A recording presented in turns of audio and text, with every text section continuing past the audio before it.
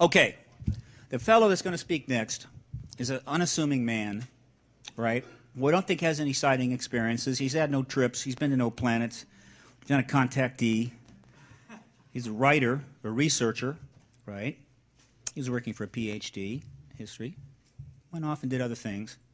And then one day he decided, well, this is a pretty important issue. I think I'm going to research it. Came at the subject with no biases. Didn't even know who most of us were, fortunately for him. Eventually he found out. Now he's dealing with it. Therapy, whatever. But he wrote a book, which it turns out, which I by the way, have delivered many copies personally with letters attached from XPAC to members of Congress, particularly the committee chairs. I have invited by letter and by XPAC alerts every member of Congress to read this book, every member of the political press to read this book. He just happened to crank out the best primer on the fundamental issue of the relationship between an emerging national security state, which you and I are all starting to learn a little bit more about every day, and the UFO cover-up, which was one of its major concerns for 50 years. Straightforward, concise history, it's right there. If Ted Koppel would read this book, I'd be getting on there at least 2 times a month. My speaking fees would go straight up. And I promise that if I get on, I'm going to bring Rich on with me so that they can't fill that chair with Phil Klass, but that's another story. So the thing is that he just, the right book at the right time. The moment I saw it, I immediately got him on Mart Bell, started promoting this book. He's working on the 2nd volume, right? He needs to get it done quickly, by the way, but he wants to do it right, okay? Believe it or not, there's people in this field doing things right every single day, and yet they keep raising these issues about you don't know what you're talking about, or you're distracted. And then Michael Persinger's got these electrode helmets that he's putting on people saying, oh, that's why they're going to the conference. You stimulate this thing over here, and they rush right down to the Hilton and go to the conference. I love Michael. I'm really going to try to get with him. It's nonsense. Biggest issue in history, quality people covering it. This guy is going to get some feedback. He's going to get some important awards on this book. This book is going to have some long-term legs. It's going to be a significant book. It's going to be one of the major pieces from this thing. And if he writes a second one, I can really go on even longer about him. But because he has it, this is all he gets. I want you to give a great round of applause for Richard Dolan. Stephen, thank you very, very much. That's a very gracious introduction. Now, I want to make sure everyone hears me. I'm told you guys in the back often don't. Let's extend this out. Perfect. All right? You all can hear me. Good. Now, look, everything Steve said sounds more or less accurate.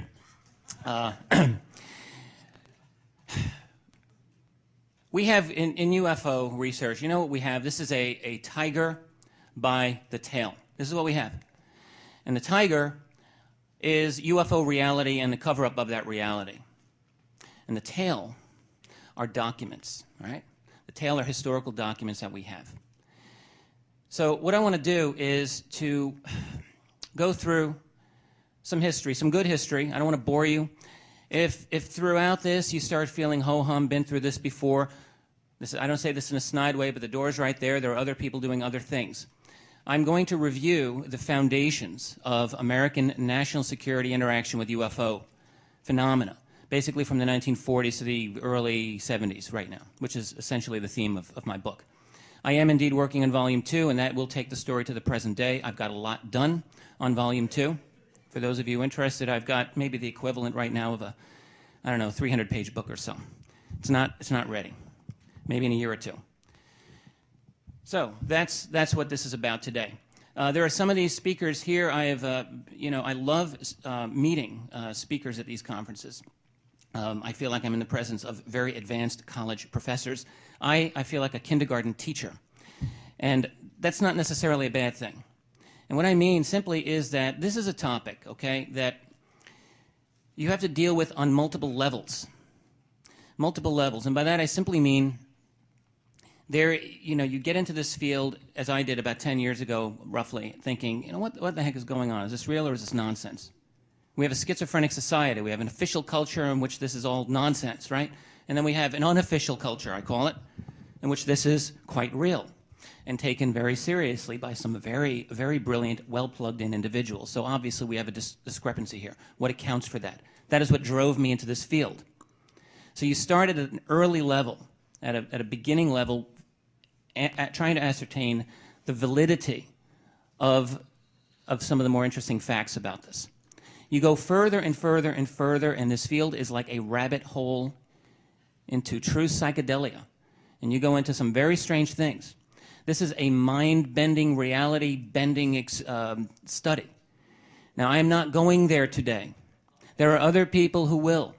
They got the pedal to the metal, they're in fifth gear, and they're moving ahead. I'm staying in the slow lane here. And the reason I'm doing that is because it is my intention to maintain a dialogue with a mainstream culture that thinks this is nonsense. We have an impenetrable black wall of secrecy and denial. And the way to break it is through very, very careful elaboration of perfectly documentable facts. We live in what we tell ourselves is a free republic, a democratically structured society. It's a society that's got some trouble with it right now regarding that premise. But if we are to maintain an adherence to free principles and a Republican institution, then what we must do is maintain our control over our history. And the way to maintain control over history is through an understanding of those fundamental historical documents. Without that, we are spinning our wheels and will never have forward motion. We have to maintain a sense of the fundamental principles. And that's what I intend to go through now. Next slide, please. There's Rene Descartes. You think, what is this guy doing in a UFO presentation? I'll tell you right now, very briefly. I study more than UFOs. I'm actually into philosophy and history and Roman Stoicism and all that weird stuff. I love Descartes. Descartes founded, essentially, the modern philosophical sensibility, modern scientific understanding. How did he do that? Descartes was a brilliant young guy, went to school, realized that he was smarter than his professors, started asking really impertinent questions that they could not answer. Descartes started to wonder, well, how do I really know what's true at all? How do I know how to base any knowledge? And, of course, this led him to, at first, doubt everything that he knew. You know, maybe we're just an idea in the mind of God and we're just an illusion. And then he came up with his famous cogito ergo sum, I think, therefore I am. All that means, you know what? It means, here's something that I know. I'm thinking. Therefore, I must exist.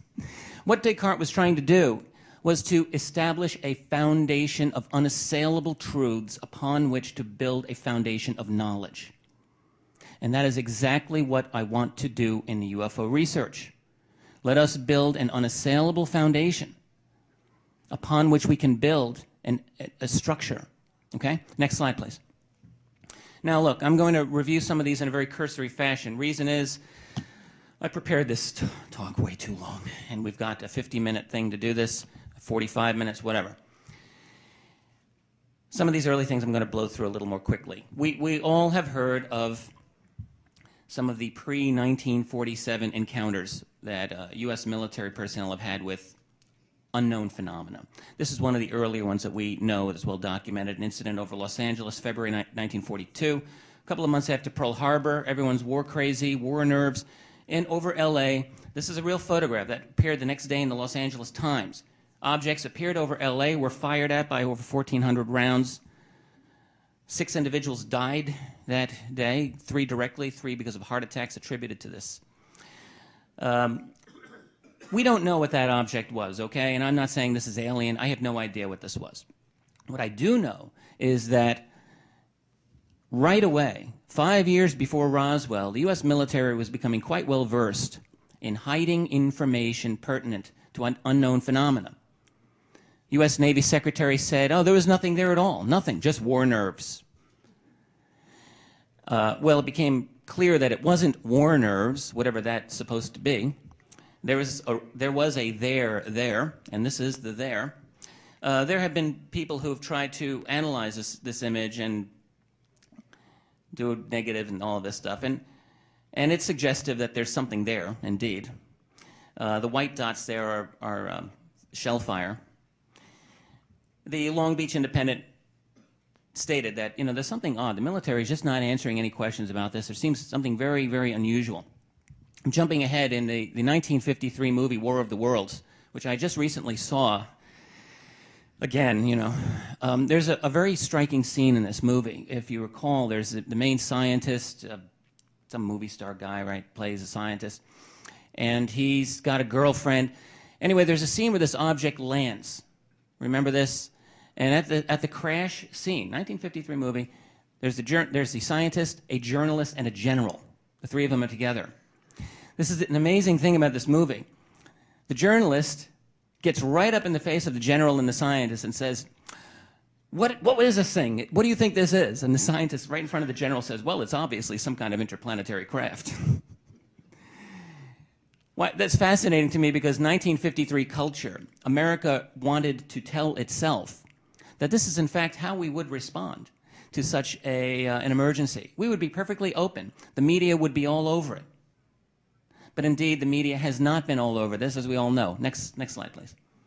Foo Fighters during World War II. A couple of things that are worth remembering about this phenomenon. It is very popular for people to ascribe Foo Fighters to German technology. There is a reason to make such an argument. The Germans during World War II were into some very, very advanced stuff. That's absolutely true. On the bottom there is the Horten flying wing design, which is German. That's an illustration, obviously. Germans were working on some very exotic physics and some very advanced technology. That is true. However, the Foo Fighter phenomenon appeared in both theaters of the war. It's very important to remember this. This is not simply a European phenomenon. We have Foo Fighter reports from the Pacific. Now, if the Germans are playing games with this technology, they were doing it in a theater they were not working in. There is good reason to believe that these were not simply German. What were they? Again, we do not have an official explanation. What we know is that this was investigated by a variety of agencies indicated up there. U.S. 8th Air Force, OSS, the Office of Strategic Services, it kind of morphed into the CIA. British intelligence. We do not have complete reports of any of this stuff to this day, 60 years later. Next slide, please. A year after the war ended, we encounter the phenomena known as ghost rockets. They were called ghost rockets because there was no phrase of flying saucers or UFOs. And that image there does not look like a flying saucer anyway. What it is, I do not know. Again, however, the pattern is consistent. You have a pattern of an extraordinary wave of sightings. Some of these are really quite extraordinary indeed, that did not in any way appear to be natural phenomena. Objects appearing over primarily Sweden and then extending out throughout much of Europe.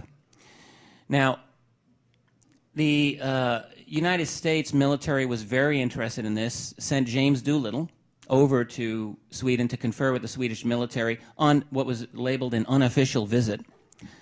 Shortly after Doolittle and David Sarnoff appeared there, Swedish press was utterly silent on ghost rockets.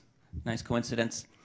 Many years later, we obtained access to a Swedish defense report which analyzed, which discussed this and essentially did not ascertain where these were. The big question was, did the Russians have some kind of missile that they developed with captured German scientists? This does not seem to be the case. There are a couple of people who have argued this. I think most people do not consider it a compelling argument.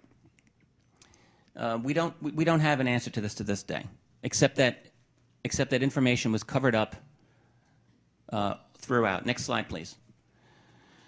Now, part of the ghost rocket phenomenon involved objects over Greece. In Greece was the scientist Paul Santorini. He was there in 1946. He's a famous physicist. He worked on the atomic bomb and other high-level projects.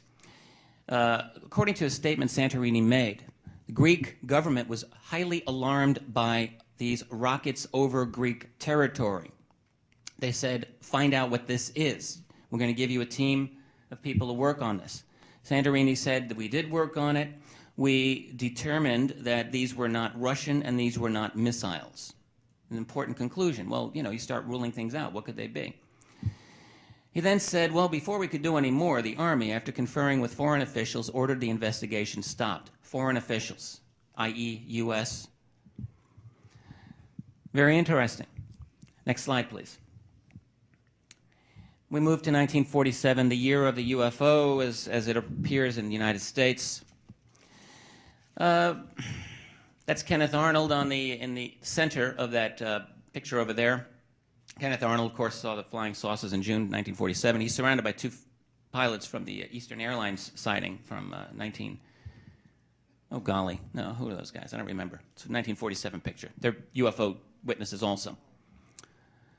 Some people here know. My mind's drawing a blank. Those images on the left are photographs from 1947. The center and the bottom are possibly the first newspaper photographs of UFOs taken by a man named Frederick Rhodes, I believe, William Rhodes. The top one's a Canadian photograph. Let me talk about, I'm not going to talk about Roswell today. All right, other people can do it. Personally, I think Roswell was real, as in something that U.S. military people retrieved that did not belong to us. Let's say that. Next slide, please. I want to talk about this. Everyone knows about the Twining memo. Look, this is old history. However, some things are so obvious that they become invisible to us. We need to remember why this is significant. This is a very, very important statement. General Nathan Twining was head of Air Material Command over in Dayton, Ohio, Wright Field, and was involved in correspondence with other individuals about the nature of this phenomenon, wrote a memo, next slide please, which stated, we know this, the objects, intelligence reports have come in that indicate this phenomenon is real. It is not fictitious.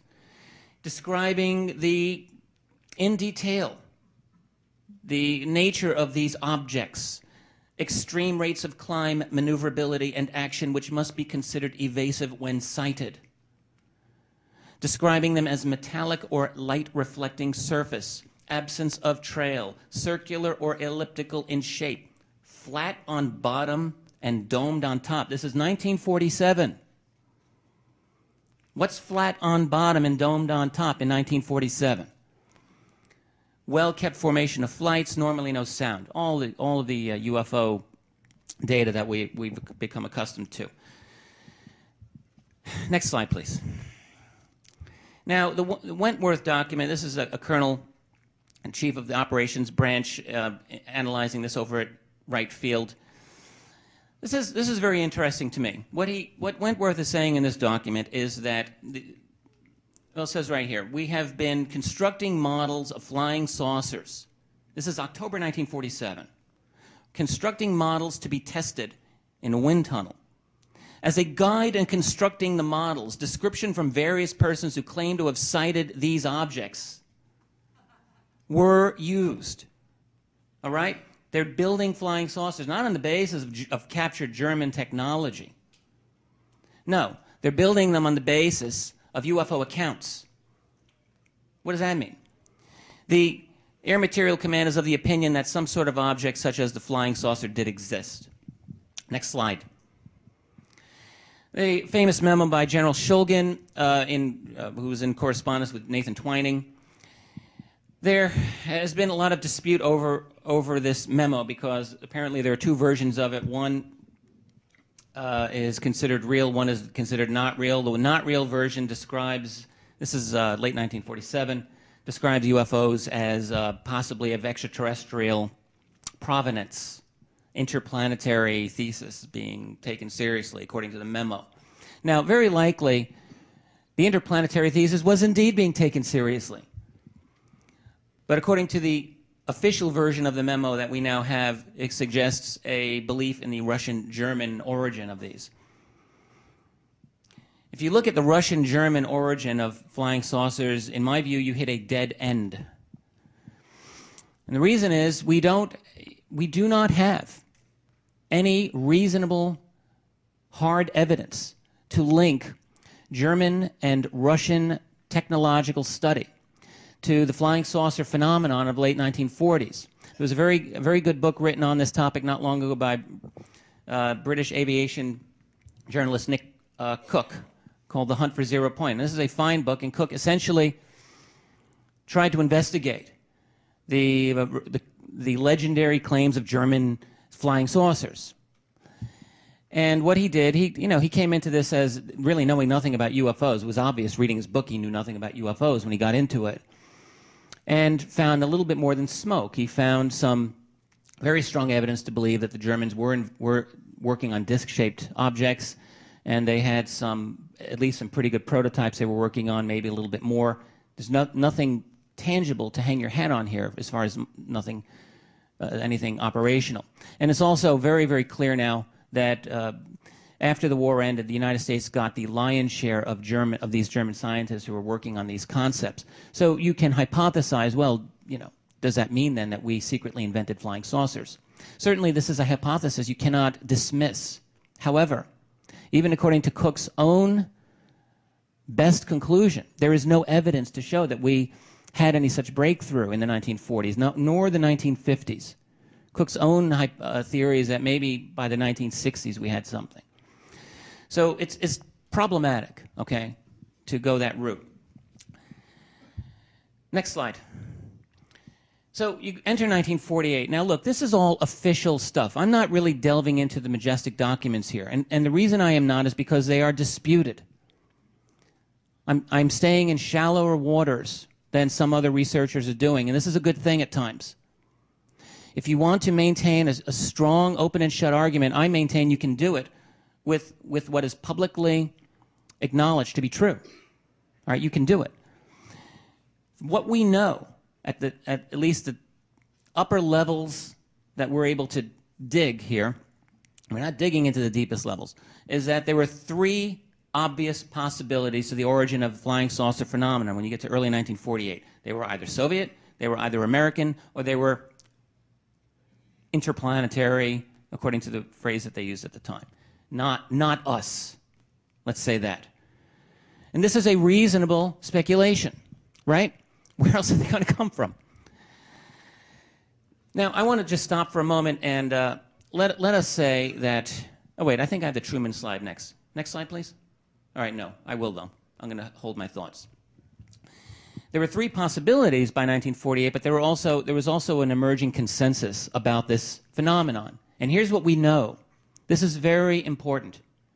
That the UFO topic was considered... the UFOs were considered real. They were real. They were objects, technological objects that were being seen. This was taken, for obvious reasons, very seriously. And it was dominated by secrecy. This is a slam dunk, no argument here. Now, it is worth asking, throughout the rest of the history of this phenomenon, have there been any conclusions that officials have arrived at to alter this consensus? The answer is no. The answer is no. Next slide, please. All right, now I'll talk about Harry Truman. Before I knew anything about UFOs, I'd done quite a bit of study on Truman, and I'd read his memoirs, and I'd read a number of books about him by historians, and, none of these mention UFOs. Golly, surprise.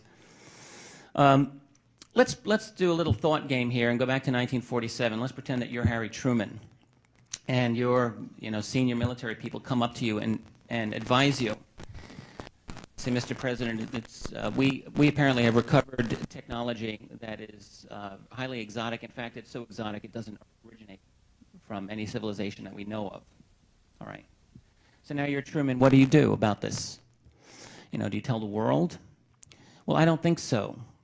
And I don't think so because I know for a fact that in 1947, the United States had a monopoly of another important technology, atomic technology, working atomic bombs. And in 1947, it was a very important issue at the United Nations that the demand was that the U.S. make atomic technology under UN control. And it was argued that, this is such an important technology, we can't trust any one nation to have a monopoly of this. That was a very important argument at the time. We forget these days. America's answer was absolutely no way, positively. We're not going to share. That's the quickest way to give this to the Soviets, and we're not going to do that. So we know that the United States was not willing, to say the least, to share atomic technology. You're Truman, 1947. What do you think you're going to do about something as exotic as alien technology? Clearly you're not going to share this with just anyone. No, I think what you would logically do, this is an inference that we can make here. Logically, you would gather together a select group of individuals that you absolutely know and trust, whose scientific and intelligence credentials are unimpeachable, and you say to them, figure this out. What's the deal? What makes this stuff go? Who are they? Where this originates from? And so on. All of the logical questions you can think about. And then you would need to establish security protocols regarding this, wouldn't you? Indeed, you would. You would have to keep this so secret. Essentially, I argue you would have to keep it secret from yourself. You'd have to maintain absolute, ultimate, plausible deniability in any sense of the word. This, I think, the historical evidence supports that thesis far better than any other thesis that I can think of, including the thesis that we invented flying saucers. So that's my thoughts theoretically on the MJ-12 issue. Regarding the documents themselves, there is a mountain of these documents. You print off the documents, for instance, the Majestic files at the Wood website, the Majestic website, and it's more than 2 inches thick of documents. A hoax explanation really needs, if you're going to argue that these are all hoax, you've got to show it. Now some have been shown, but many of these others are very difficult to show that these are hoaxes. In particular, the Special Operations Manual 101 that surfaced in 1993. In any case, regarding Truman, we know for a fact, this is not speculation, that Harry Truman received briefings on UFO phenomena from the middle of 1948 to the end of his presidency. We know this because the man who gave them those briefings, Major General Robert Landry, said so in an oral history interview given in the early 70s, shortly after Truman had died. Landry said, he was a colonel back then, he was the liaison with CIA, briefing Truman on UFOs on a quarterly basis, 4 times a year for 4.5 years. That's, 18 or so briefings by my estimate. Wouldn't you love to be a fly on the wall at one of those? Landry said, well, we didn't really, these were informal and we didn't have any documentation on it, trying to imply as a result that, that they weren't that important because that's why we didn't write anything down. On the other hand, of course, I think many of us realize that no documentation. Well, there's a quote by the CIA Director Richard Helms who states unequivocally, the first rule in keeping secrets is nothing on paper. Nothing on paper. This doesn't prove anything, but we do know that Landry briefed Truman. Truman was a busy man. He was president during the Korean War. He was president during the Berlin airlift. He was president during a lot of heavy-duty difficulties, right? And he's getting briefed on flying saucers 18 or so times. Why? Why? Why? Forget aliens. U.S. media refuses to take this subject seriously. It is a constant joke with mainstream established culture. However, why is no one asking, why was Harry Truman briefed for 4.5 years on a regular basis about UFOs? It is well worth asking this question. Truman, one wonders really what he thought about this privately. We know that in his retirement after he left the White House that he was very concerned, at least he stated his concern, over the growth of the national security apparatus of the United States. He made some comments about the CIA in the early 1960s, calling it, I think this quote was a state within a state, or they've become far too powerful, I think he said. This was after Eisenhower's famous farewell address in which he talked about the dangers of the military-industrial complex. These presidents, they knew that bad things were happening. They knew it. Next slide, please. James Forrestal. James Forrestal is, in a sense, the man who really got me into this topic of UFOs. A number of years ago, I encountered a couple of articles that dealt with Forrestal in a historical way, connecting him to UFOs. And Forrestal's another guy I'd read a lot about. I'd read his diaries, the published versions, read the books that were available on him. And I thought, UFOs? Well, then I thought, well, it would make sense that he would know something about UFOs. He was the first Secretary of Defense of the United States. He would be, theoretically, at the hub of some interesting information, would he not? And then, of course, most of us know James Forrestal's life ended from a 16th floor fall from the Bethesda Naval Hospital in May 1949. It was the very morning of his death, the Navy declared that it was a suicide. Now, look, this is 14 years before Kennedy was assassinated. This is many years before the Freedom of Information Act. This is before the 1960s. Navy says something, who's going to argue with it? The fact is that there are some very, very odd circumstances regarding the death of James Forrestal. I do personally believe that this man was not a suicide. I personally believe that he was murdered. And I believe that on the basis of many of the events surrounding the night of his death. Essentially, Forrestal, throughout 1948, unhinged, and everyone who knew him saw this. Now, you know, there were a lot of reasons, conventional reasons, why the man might have gotten unhinged. Forrestal, by all accounts, was a very tightly wound sort of guy to begin with. He's the first Secretary of Defense, a position, by the way, that was a far weaker Secretary of Defense than later positions, in the sense that he had no authority to determine budget allotments to force the Joint Chiefs of Staff to accept a certain budget. It was an advisory capacity. It was a weak position. Truman, on the one hand, wanted a balanced budget and a $15 billion defense expenditure for the fiscal year, which even then was low. Joint Chiefs wanted double that at least, and Forrestal was stuck in the middle. And it was essentially an insoluble problem. So that's a reason to lose it there. On the other hand, there are some very odd things about Forrestal's unhinging. He did indeed talk about being followed by foreign-looking men constantly. Now, that doesn't necessarily mean UFOs either, right? But we know Forrestal was in the loop on UFO documentation. There are some documents that refer to Forrestal in the literature. I wish I had photocopied one here for you, and I did not. The circumstance of his death, however, is this. Forrestal's last public appearance was in March 1st, 1949, his going away. After Truman fired him, they gave him a little party. At the conclusion of his speech, he was approached by his political enemy, James Symington, an Air Force secretary, who said, "I want to talk with you privately." They go into a limo. When they emerge in front of Forrestal's office, Forrestal was absolutely, utterly shaken. The next time anyone saw him was hours later, alone in his office, staring at a blank wall, ramrod straight, repeating one sentence: "You are a loyal fellow." And that's the truth. This is in conventional biographies. So they took him to Florida, meeting with Bob, to stay at the home of Bob Lovett, another future Secretary of Defense. Then they take him to Bethesda. He's not allowed to see his priest. He's not allowed to see his family. He's finally allowed to see his brother. His brother, the night before Forrestal died, brother had come to get him.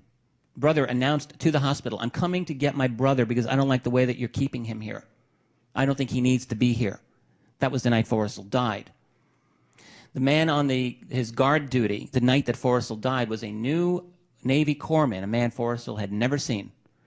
The regular guard, so it was said, got drunk the night before and was AWOL or was not there.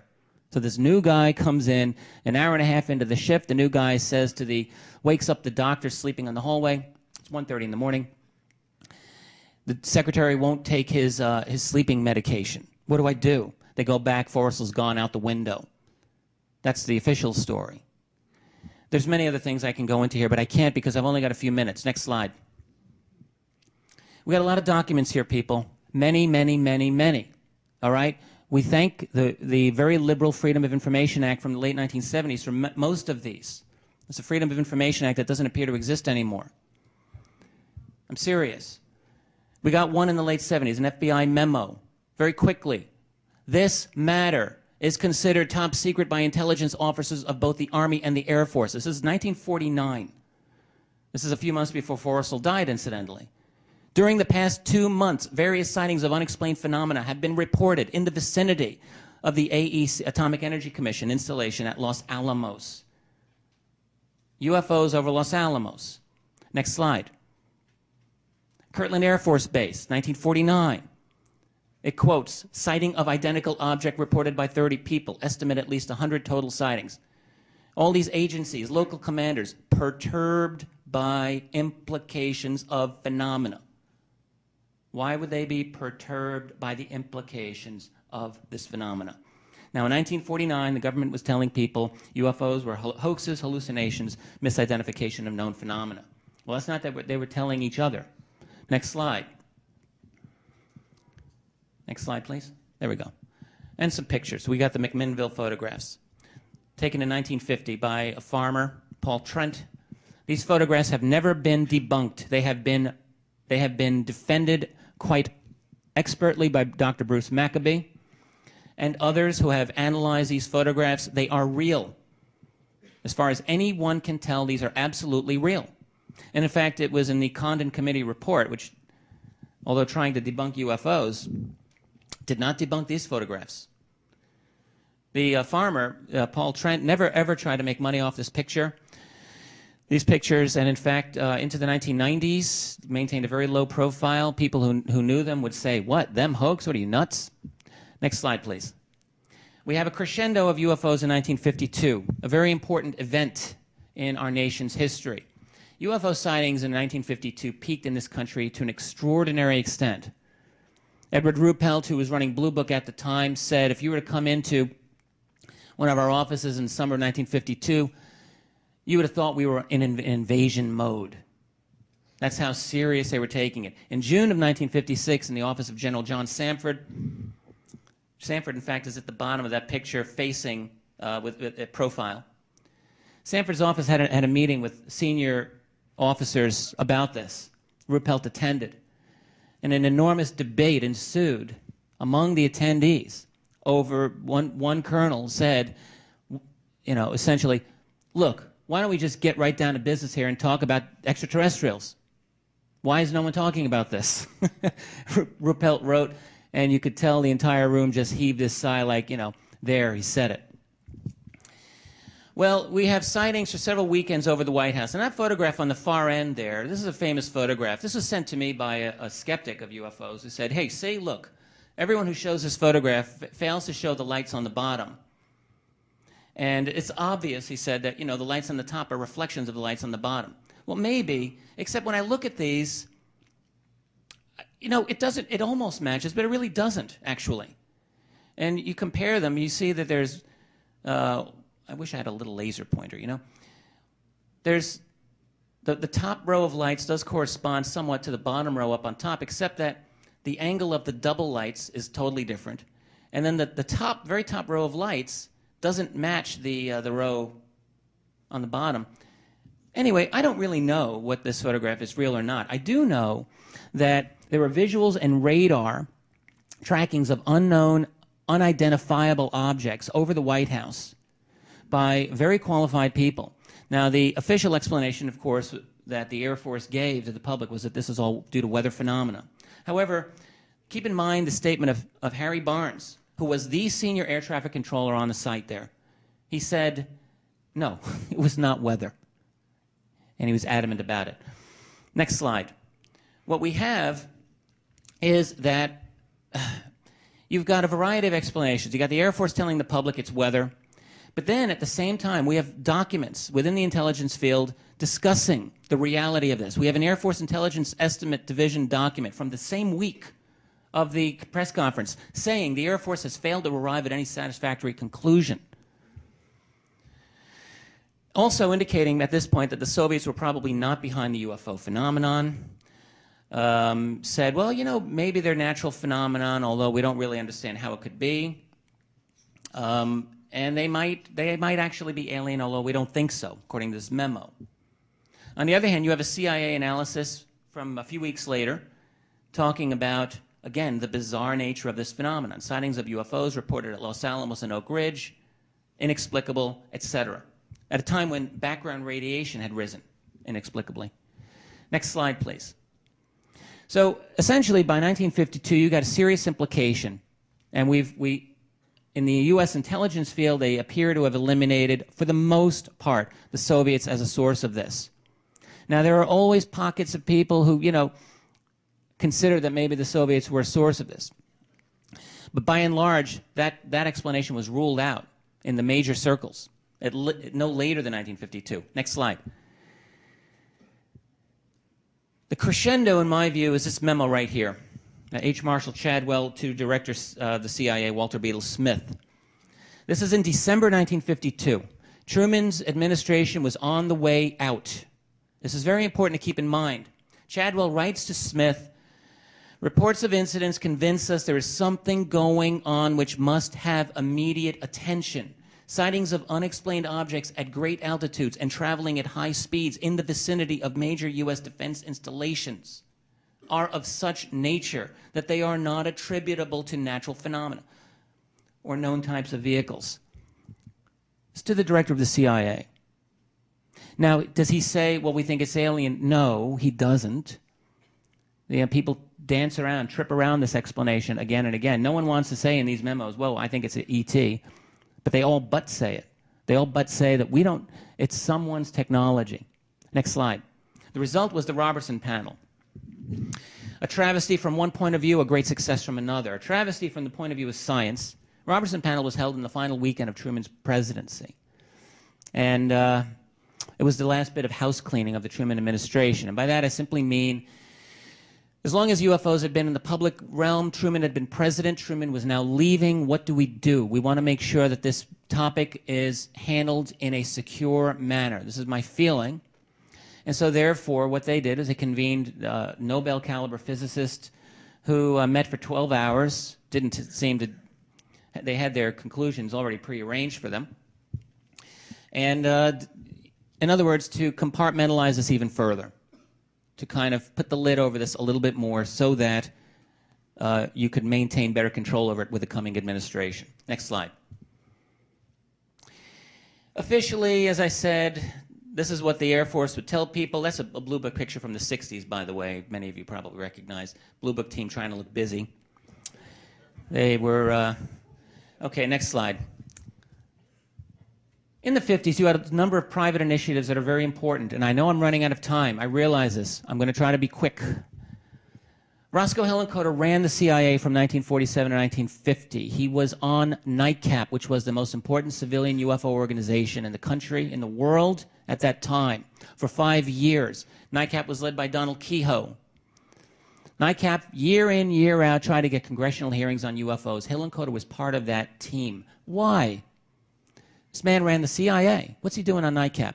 Again, questions no historian asks. Next.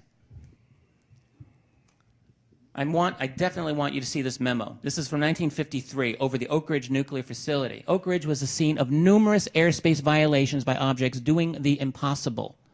This is one such memo. This is 1953. Object was extremely black in color, having an appearance of deep black metal exterior, fine gloss, all the detail here. The object flew east at a tremendous speed for what appeared to be 3 miles, where it stopped. The object was then joined by 2 more of the same objects. A formation similar to a spread V was formed, and the objects at a tremendous speed flew in an eastward direction. What more can one say? Similar memos on the end there. Maxwell Air Force Base had an emergency airspace violation a year later. Pepperell Air Force Base up in Canada had another one, an extended radar visual encounter. Next slide. Brazilian photograph from 1958. Heck of a photograph. This is one of 3 that were taken aboard a Brazilian Naval Survey ship. Lots of people saw this. There you go. The Brazilian Navy had a top-secret report on this that was leaked to UFO researchers Jim and Coral Lorenzen, which concluded that, read the convoluted language here, the case permits the admission that there are indications of the existence of unidentified flying objects. No one can just speak plainly here. Next slide.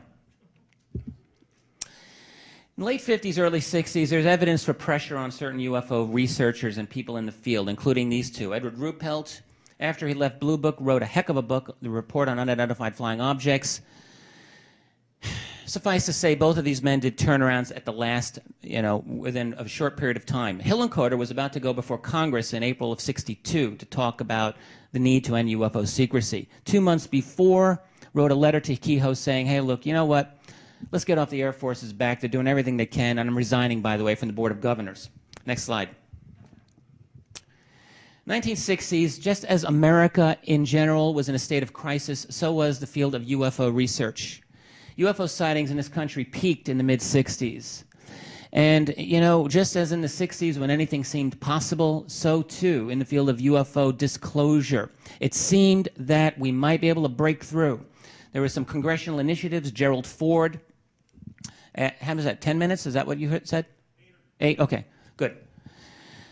People were talking about, let's get to the bottom of this. Gerald Ford said, public has the right to know. Alan Hynek goes to Michigan, gives his famous swamp gas explanation. His explanation for these particular sightings was actually a little more nuanced than that. But yes, he did attribute these to the emission of swamp gas. Made the Air Force look like a laughing stock before the entire world. This became not a credible situation for the Air Force and not acceptable. Therefore, the Air Force decided let's do something about this. Next slide. But before we get to that, let's talk about one last military encounter here in this talk. This is just an exceptional thing. At Malmstrom Air Force Base, 1967. You have multiple sightings. This is an enormous area here, okay? It's missile silos, Minuteman missiles over a large area. There were several locations that had UFOs. In the first location, they noticed a red glowing object hovering above missiles. Below ground, missiles go offline. Coincidence? Maybe, probably not, right? Second location, UFO hovering over site. More than 10 Minuteman missiles go offline. Bing, bing, bing, bing, bing. One after the next. The documentation on this is absolutely beautiful, and it's available on the web. Search it out. Boeing, which operated the missiles, analyzed them, found no technical explanation at all why they went down. This is a copy of the detail of the memo. The fact that no apparent reason for the loss of 10 missiles can be readily identified is cause for grave concern to this headquarters. Indeed, it would be. Next slide. So while that's going on, you got a joke of a study going on out of Colorado, led by that man there, Edward Condon. That's a picture of Condon. Flying saucers, ha-ha, very funny. He's got a picture of a little flying saucer model on the Condon report there. This University of Colorado was charged by the Air Force with investigating UFOs in a scientific manner. They gave the Colorado $500,000, said, here, do this, and by the way, whatever you come up to, that'll be our conclusion on UFOs, Colorado. The whole world said, okay, well, let's wait for Colorado to figure out what they do, because this will be the scientific study. Well, not exactly. It was led by Condon and a man named Robert Lowe. Robert Lowe, I'm almost certain, is the same Robert Lowe that I learned who was doing CIA operations in Albania back in 1948. We know Robert Lowe had a background in intelligence. I think that's significant as the #2 man on this study. People involved in the study wondered, hey, you know, why are Lowe and Condon so anti-UFO? They were afraid they were going to come to a negative conclusion for good reason. Midway into the project, someone found this memo by Lowe at the beginning of the project, before they even accepted it. Lowe's describing, how will we do this project? He said the trick would be to describe the project so that to the public it would appear to be a totally objective study, but to the scientific community would present the image of a group of non-believers trying their best to be objective, but having an almost zero expectation of finding a saucer. There was a mutiny midway through the project. Many of the key members were fired. They wrapped it up with a huge monstrosity of a book, some interesting cases in there, but all the people read were Condon's conclusion, which said, nothing to it, it's all a lot of nonsense. Air Force, as a result, closed Blue Book at the end of 1969. Next slide. Now, this is significant. Why? It's not simply significant because the government, closed out its official UFO investigative body. I mean, look, Blue Book was a front that didn't do any significant investigations after the early 50s anyway. What this did, fundamentally, I will argue, is it undermined our democratic rule. Why? After the closing of Blue Book, you see a UFO, you have nowhere to go. You have nowhere to report it, unless you want to go to a private organization. Okay, fine. And many people say to me, well, you know, why do you focus on the government anyway? Why do you care? We don't need the government to know that UFOs are real. That is true. But there's more important issues involved here, guys. The issue is, I am not willing to acknowledge total death of the American Republic. I am not. And I believe that it is incumbent upon us to make sure that we have a government that responds to us. Now, is that hot pie in the sky fantasy? You know, maybe, probably, yes. But I maintain this is what I believe in. And therefore, I believe that the United States government has an obligation to fulfill the will of the people.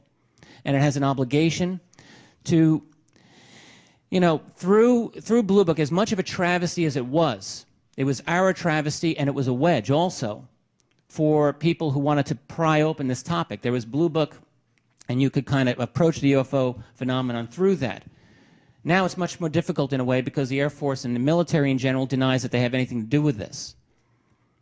This is a serious undermining of our democratic rule, one of many things that have undermined the functioning of our democratic society.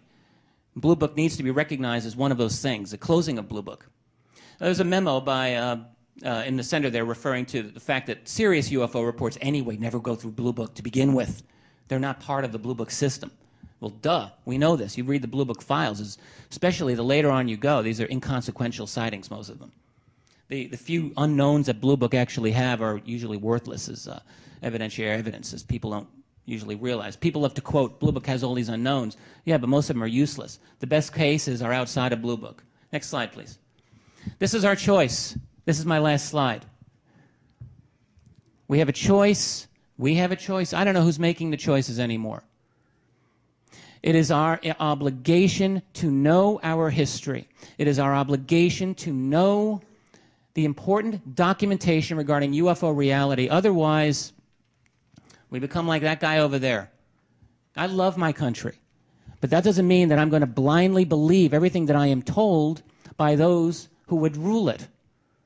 I'm supposed to rule it. You're supposed to rule it. And it is our obligation, as I maintain again and again, that we do whatever we can to make ourselves informed citizens, which is what a constitutional republic is supposed to be based on, and take our power back. Thank you very much.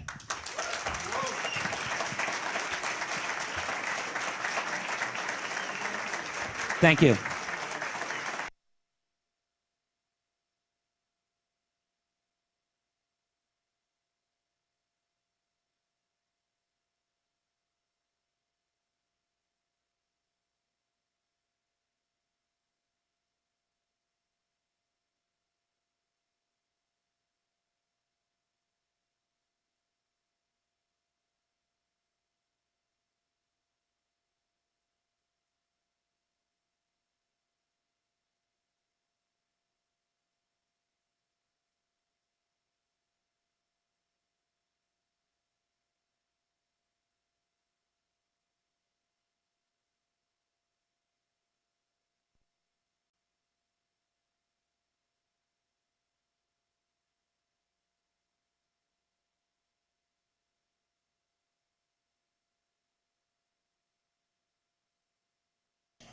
Okay, the fellow that's going to speak next is an unassuming man, right?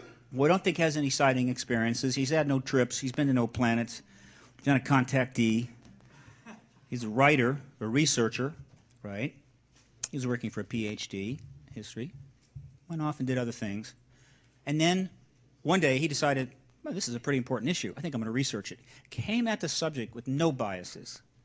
Didn't even know who most of us were, fortunately for him. Eventually he found out. Now he's dealing with it. Therapy, whatever. But he wrote a book, which it turns out, which I by the way, have delivered many copies personally with letters attached from XPAC to members of Congress, particularly the committee chairs. I have invited by letter and by XPAC alerts every member of Congress to read this book, every member of the political press to read this book.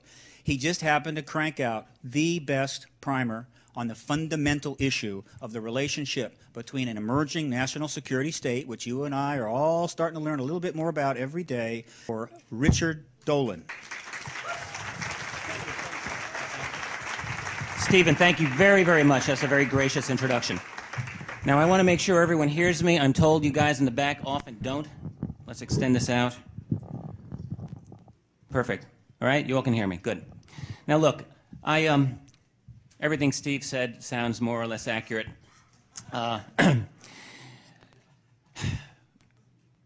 We have in UFO research, you know what we have? This is a tiger by the tail. This is what we have.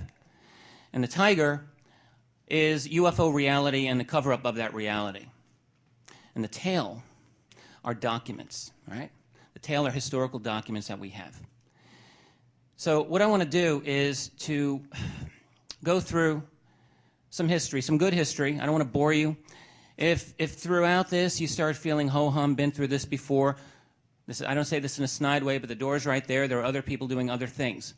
I'm going to review the foundations of American national security interaction with UFO phenomena, basically from the 1940s to the early 70s right now, which is essentially the theme of my book. I am indeed working on Volume 2, and that will take the story to the present day. I've got